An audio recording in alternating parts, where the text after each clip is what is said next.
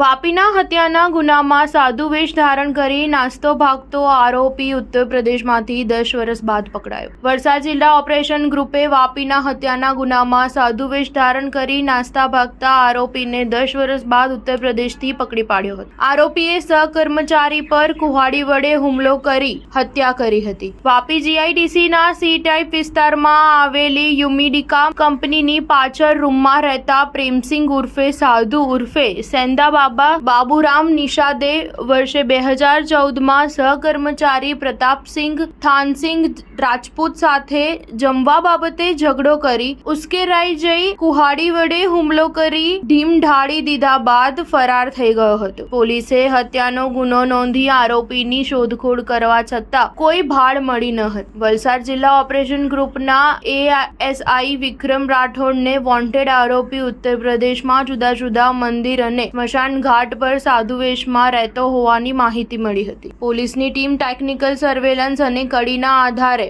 UP પહોંચી સ્થાનિક પોલીસની મદદથી આગ્રાના બલાઈ ઘાટથી 10 વર્ષથી નાસ્તા ભાગતા આરોપીને પકડી પાડી વાપી લવાયા બાદ જીઆઈડીસી પોલીસને હવાલે કર્યો હતો। નોંધનીય છે કે સહકર્મચારીની હત્યાના ગુનામાં વોન્ટેડ આરોપી પ્રેમસિંહને પકડી આપવા કે જાણકારી આપનાર માટે ઇનામની પણ જાહેરાત કરાઈ હતી। સ્ટાર ન્યૂઝ 7 હંમેશા સચ્ચાઈની સાથે।